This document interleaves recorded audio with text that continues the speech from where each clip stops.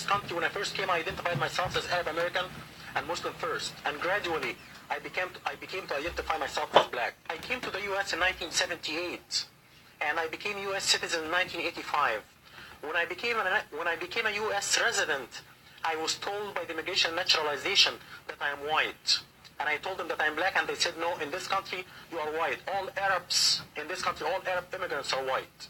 I didn't pay much attention in the beginning to this, because in the Arab world, we identify with our ethnicity first as Arabs, and then with the race second as black or white or whatever. But in this country, you identify with your racial group first and then with your ethnicity second. Gradually, I became black first and Arab second.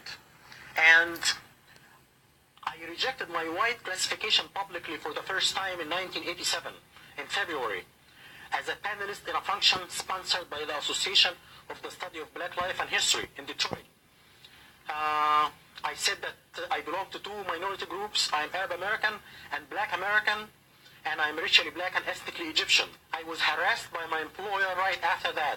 I work for a white school district. The superintendent is white. All the associate superintendents are white, even though that we provide services to 30% black population. But the organization is white and the approach is very white. The attitude towards me changed completely after I went out publicly and rejected my white classification. One coworker came to me and told me, a white coworker came to me and told me right after the function that he met with the superintendent, and if I don't keep my mouth shut, my educational career is over. He said, you have nothing to do with these people, you have a history and a culture. These people came from the jungle, you have nothing to do with them. These people lie and steal. When I see one of them in my neighborhood, I call the police. And I was told by the director of general education, who is retired now, in '88, I was told by him that I get people angry when I say that I'm black Egyptian. If I just say that I'm Egyptian, I would get along. I have to add that I was denied promotion twice because I chose black classification. This is part of my 2 lawsuits against my employer, which are currently pending. 2 lawsuits. Now, just for the education of our viewership, why don't you share with us a breakdown of Egypt as it is today, insofar as blacks or combinations thereof of European descent and what have you? We don't have Egyptians of European descent in Egypt. We have a population which is basically a mixture of ancient Egyptian blacks who intermarried with Arabs right after the Arab conquest. The ancient Egyptian population was brown and black before the Arab conquest. But before the Arab conquest came the Greeks. The ancient Egyptian population was in Egypt for thousands of years. The ancient Egyptian population was brown and black. And the Greeks came in 300 BC. And they started to intermarry with the local population, and then the Romans came and ruled from 70 BC until they were conquered by the Arabs and kicked out by the Arabs in the 7th century. And these people intermarried with the Egyptian Copts, and they made the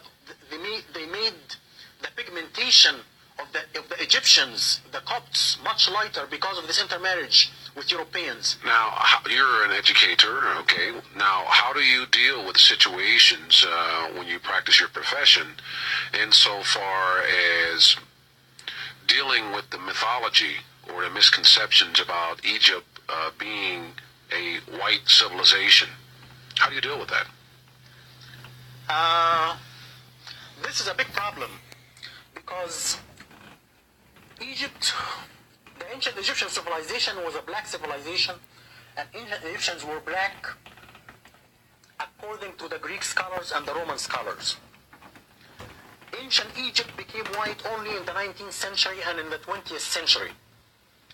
And the scholar who is responsible for this is Seligman, the noted anthropologist from England, Seligman. White supremacy argues that blacks are inferior than white intellectually. They are subhuman and they are incapable of building a civilization. White supremacy had one dilemma until Seligman came. The dilemma was ancient Egypt was black according to the Greek and the Roman scholars. 10 of them said that, including Aristotle and Plato. 10 of them said that in writing. They had this dilemma. Ancient Egyptian was black. So if blacks are inferior intellectually and are incapable of building a civilization, how come the ancient Egyptians built a civilization?